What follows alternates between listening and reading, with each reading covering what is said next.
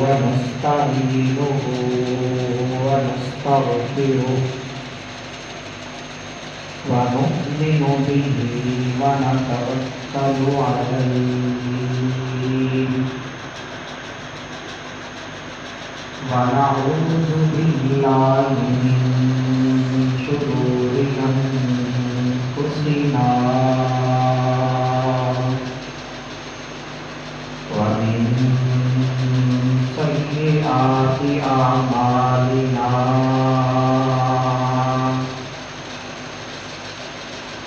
من يهده الله فلا مضل له ومن يضلله فلا هادي له ونشهد أن لا إله إلا الله وحده لا شريك له ونشهد أن سيدنا ومولانا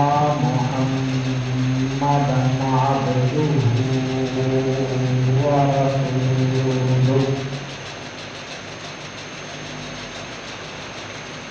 أما بعد فأعوذ بالله من الشيطان الرجيم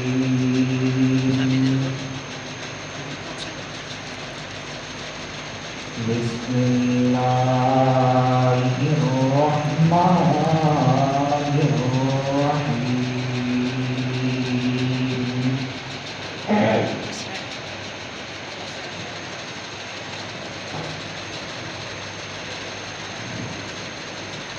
قل إن كان آباؤكم وأبناؤكم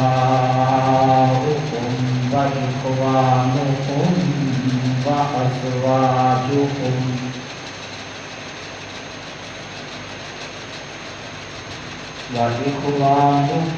وأزواجكم وعشيرتكم وأموال اقترفتموها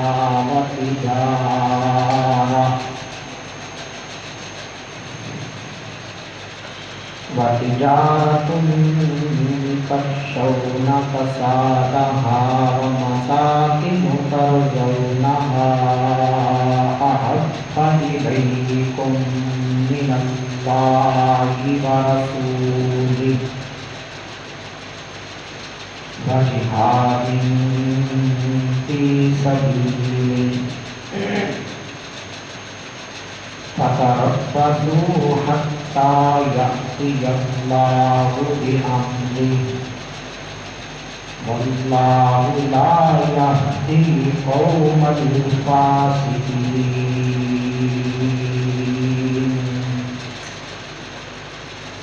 وقال النبي صلى الله تعالى عليه وسلم لا يؤمن أحدكم حتى أكون أحب إليه من والده وولده والناس أجمعين. صدق الله العظيم.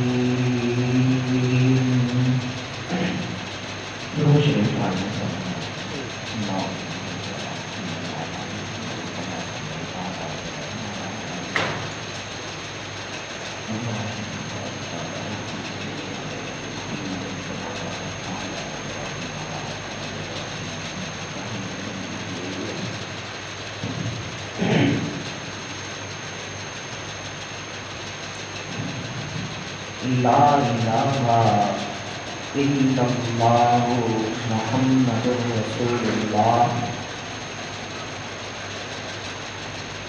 یہ کلمہ پڑھنے کے بعد انسان دائرہ اسلام میں داخل ہوتا ہے. اس کلمہ کے دو جز ہیں،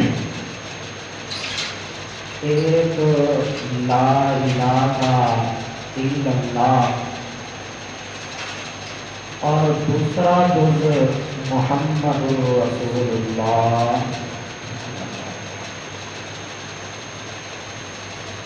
دونوں جزوں کے تقاضے الگ الگ ہیں،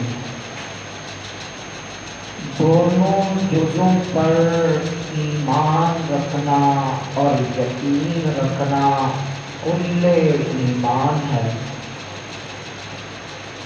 دونوں جزوں پر عمل کرنا انسان کے لیے فرض عین ہے۔ دونوں جزوں میں کسی ایک جز پر شک کرنا انسان کو کفر کی گہرائیوں میں پھینک دیتا ہے۔ جز اول لا الہ الا اللہ ہے۔ اس کا تقاضا یہ ہے کہ جو بندہ اس کلمے کا اقرار کرتا ہے تو اس پر لازم ہے کہ وہ سجدوں میں، پکاروں میں، عبادات میں، منت اور منوتی میں، مشکل کشائی میں، تمام کی تمام عبادات میں اس رب کو تنہا کرے، اس کے علاوہ کسی کو نہ پکارے۔ یہ جز اول کا تقاضا ہے۔ اگر جز اول پر ایمان رکھتا ہے لیکن مشکل کشائی کسی اور طرف کرتا ہے، رزق دینے والا کسی پیر کو، فقیر کو یا کسی نبی کو مانتا ہے، جز اول پر یقین رکھتا ہے، منت منوتی کسی اور کے نام کی دیتا ہے، اس کلمہ کے جز اول پر بھی یقین رکھتا ہے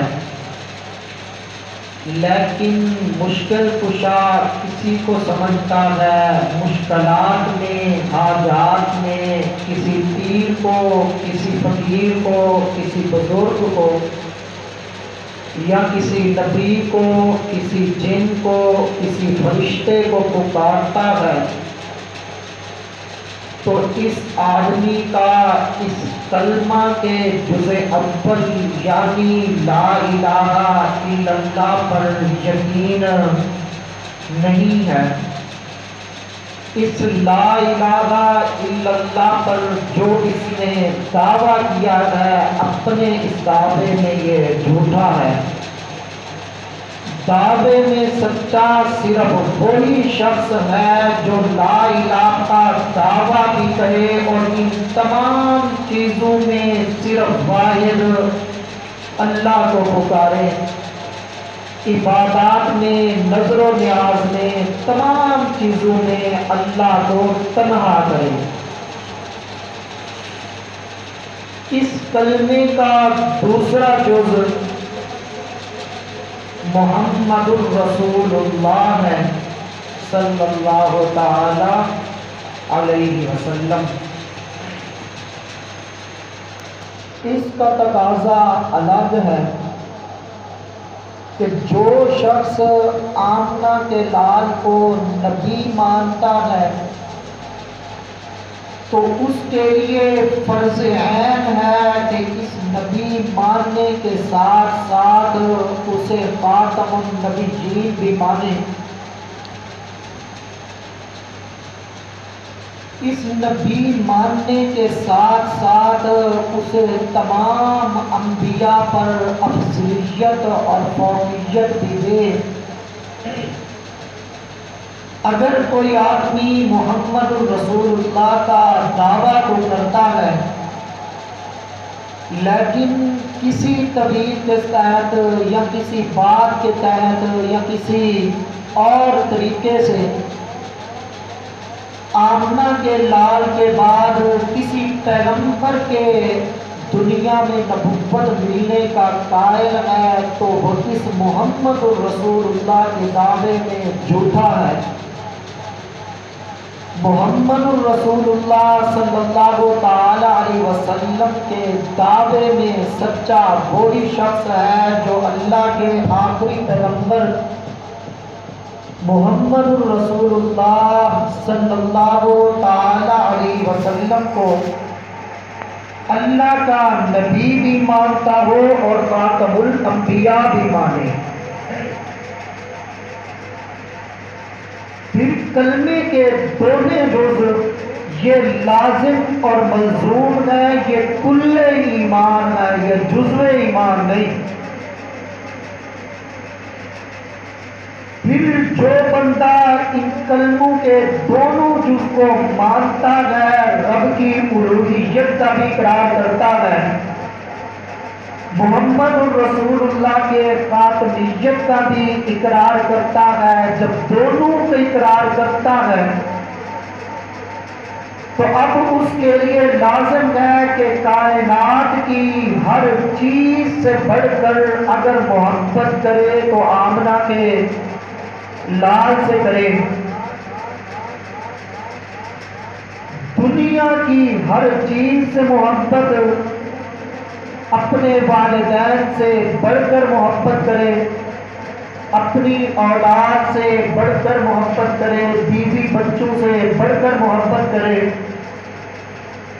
دنیا کے کاروبار، کوٹھی بنگلوں، اپنے بزنس سے بڑھ کر محبت کرے، کائنات کی گویا کے ہر چیز سے بڑھ کر، حتیٰ کہ اپنی جان سے بڑھ کر بھی آمنہ کے لال سے محبت کرتا ہو۔ اگر کوئی شخص ان دونوں کلموں پر، ان دونوں جزوں پر جو کلمہ اسلام کا ہے اس پر ایمان تو لاتا ہے، لیکن اپنے دل میں اپنے والدین کی محبت یا اپنی اولاد کی محبت یا اپنی بیوی کی محبت، اپنے کنبے قبیلے رشتہ داروں کی محبت یا اپنے کاروبار کی محبت، گھر بار کوٹھی بنگلہ بستر، ان کی محبت کو اگر پیغمبر کی محبت سے زیادہ جانتا ہے تو وہ اپنے اس دعوے میں جھوٹا ہے۔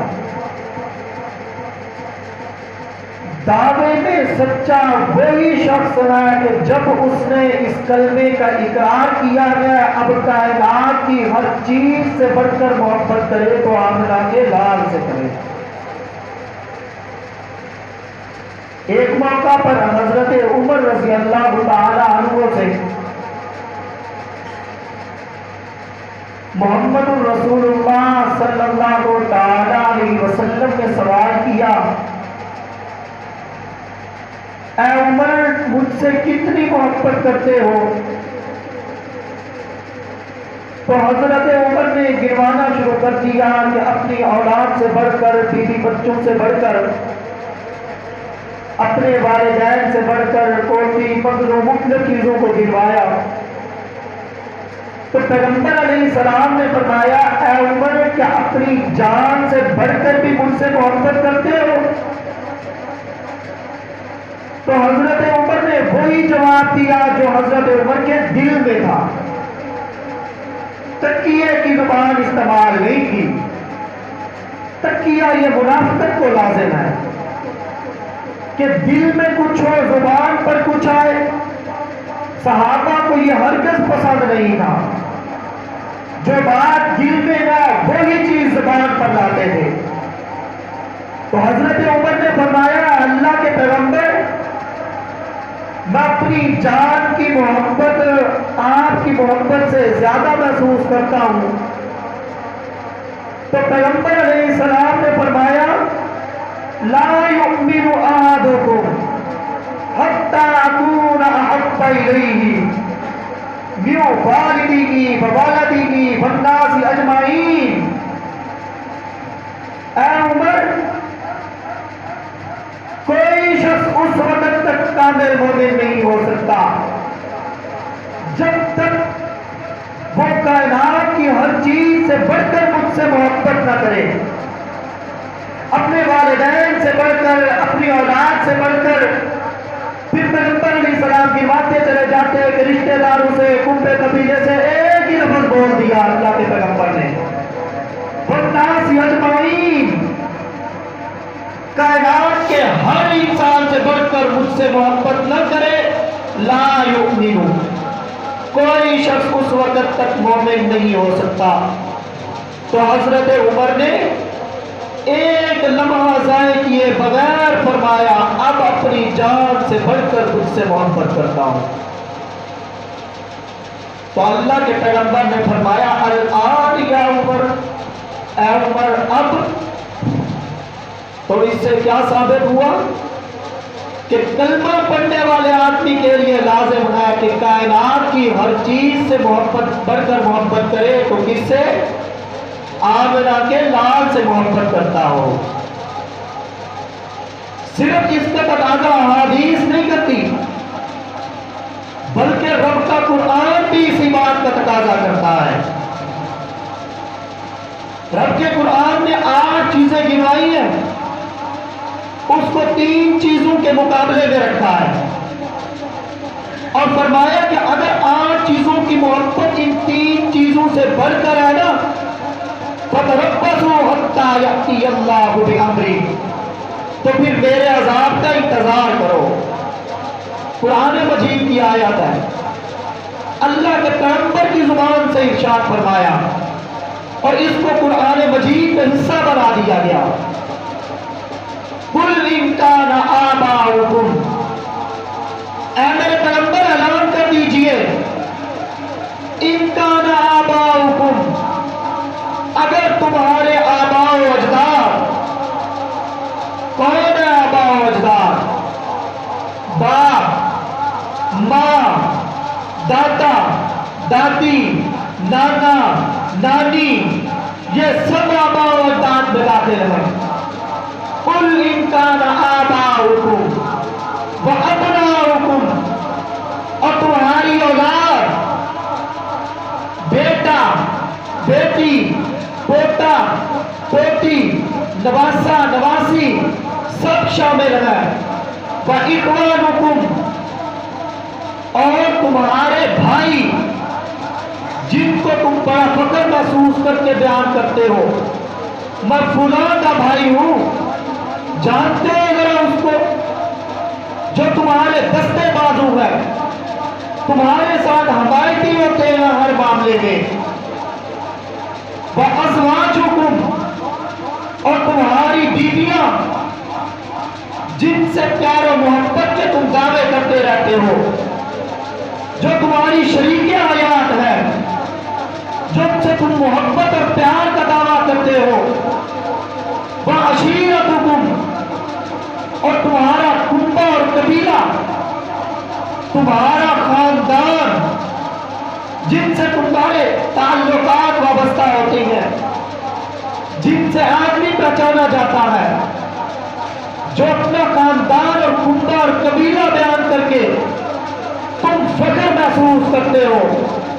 میں جٹ برادری کا آدمی ہوں، میں ارائی برادری ہوں، میری برادری کمبو ہے، یا میں سیچٹ قبیلے سے تعلق رکھتا ہوں، میری فلاں قوم ہے۔ وَعَشِيرَتُكُمْ وَأَمْوَالٌ اقْتَرَفْتُمُوهَا، اور وہ تمہارا مال جن کو تم بڑی محنت کے ساتھ، بڑی مشقت کے ساتھ کماتے ہو۔ وَأَمْوَالٌ اقْتَرَفْتُمُوهَا، اللہ رب العزت نے کس طرح اس کو بیان کیا۔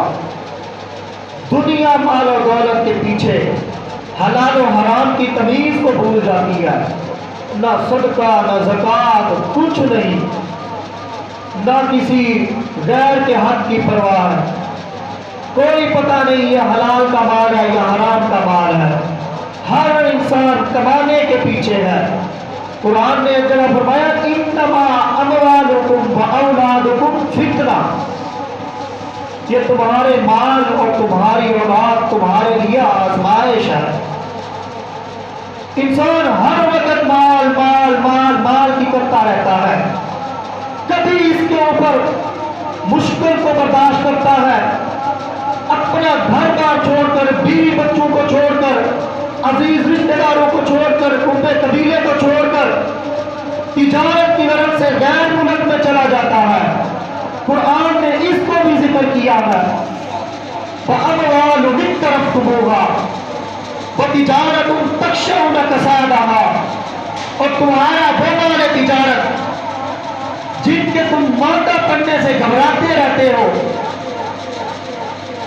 وَمَسَاكِنُ تَرْضَوْنَهَا، اور تمہاری وہ کوٹھی، وہ گھر، وہ بنگلہ، تمہارا وہ ڈیرا جس کو تم زبائش کے لیے، جس کی تم آرائش کے لیے، جس کو تم سجانے کے لیے کئی اربوں خربوں لگا دیتے ہو اور فخر محسوس کرتے ہو، ان کے اوپر سجاوٹ کو دیکھ کر، ان کی خوبصورتی کو دیکھ کر تم بڑا فخر محسوس کرتے ہو اور خوش ہوتے رہتے ہو۔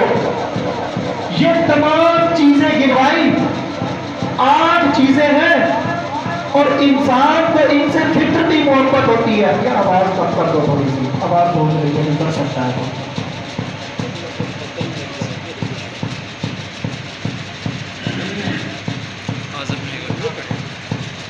یہ 8 چیزیں گنوائی اللہ رب العزت نے، پھر ان 8 چیزوں کو 3 چیزوں کے مقابلے میں رکھا۔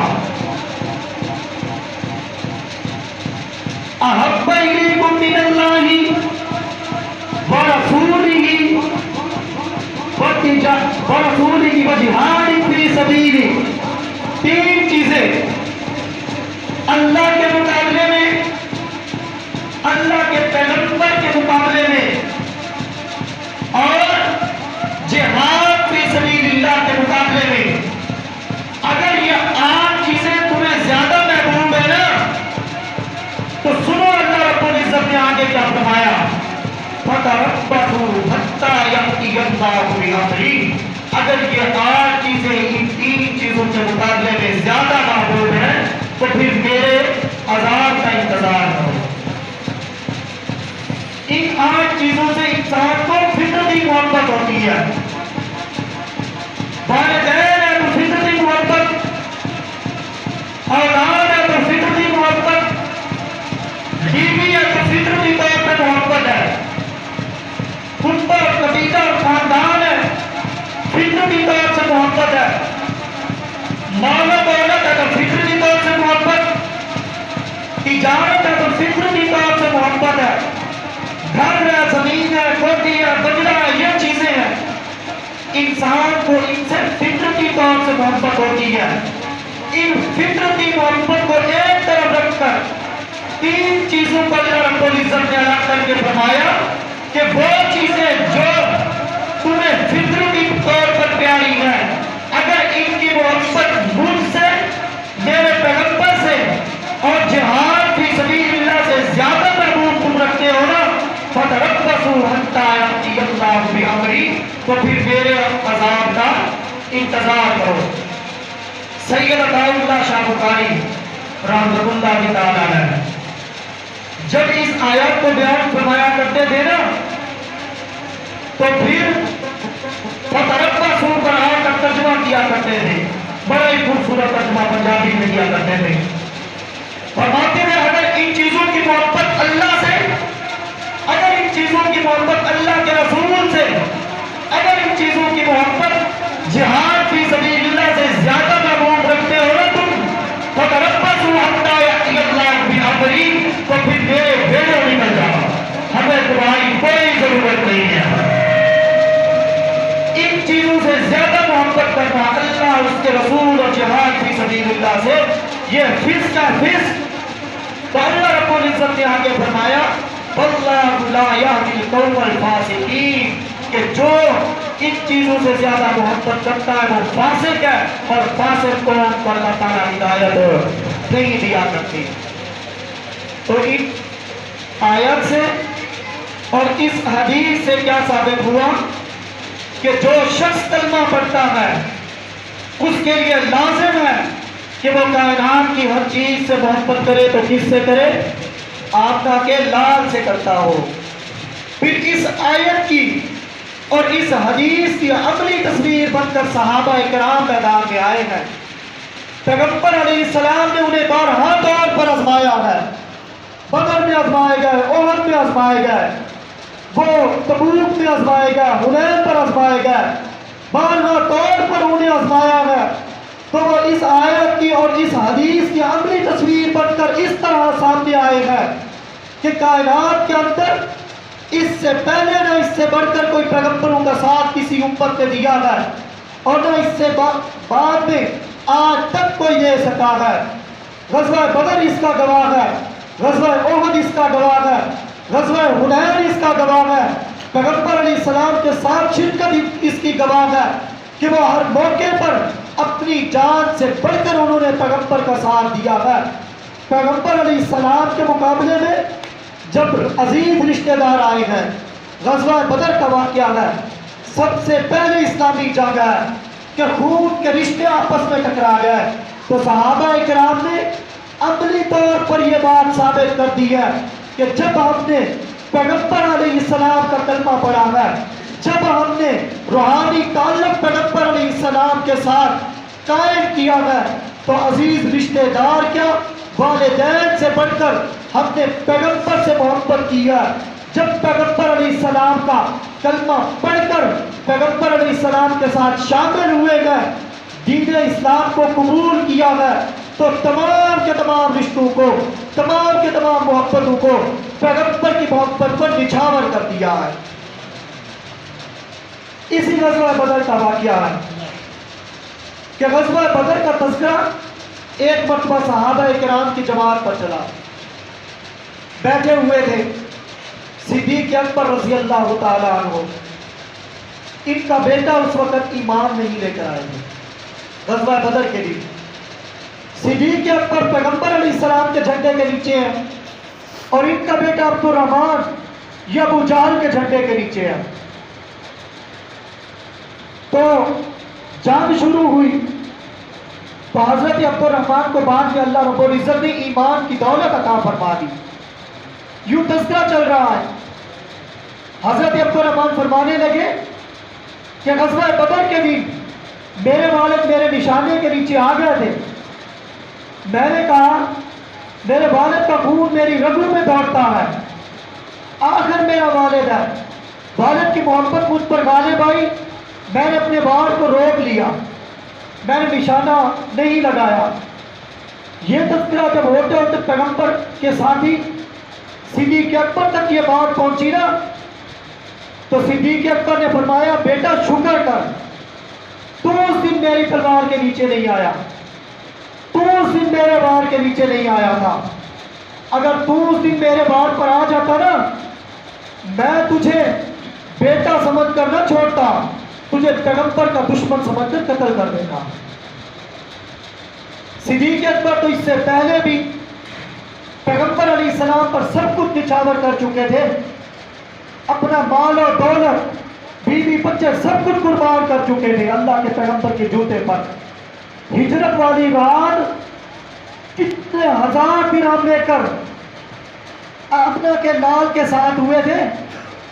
بوڑھے والد نے راستہ روکا تو اللہ کے پیغمبر کا یہ ساتھی کہنے لگا، میرا والد اپنے والد کو کہنے لگا ابا جان، جانتے ہو آج میرے دروازے پر کون آیا ہوا ہے؟ آج میرے دروازے پر وہ آیا ہوا ہے جس کے دروازے کا دربان جبرائیل ہے. کائنات اس کو جانتی ہے. چھوڑ دو میرا راستہ، میں اپنے محبوب کے ساتھ جانا چاہتا ہوں. گویا کہ ہر چیز پیغمبر کے اس ساتھی نے اس رات غزوہ بدر سے پہلے پیغمبر پر لٹوا دی تھی. گویا کہ پیغمبر کے اس ساتھی نے اپنی زبان حال سے یہ بات ثابت کر دی تھی کہ محمد کی محبت ہی دین حق کی شرط اول ہے، اسی میں ہو اگر کامی تو سب کچھ نامکمل ہے. دعا میں اللہ رب العزت ہمیں ہر معاملے میں کائنات کی ہر چیز سے بڑھ کر آمنہ کے لال کی محبت عطا فرمائے. وآخر دعوانا الحمدللہ رب العالمین.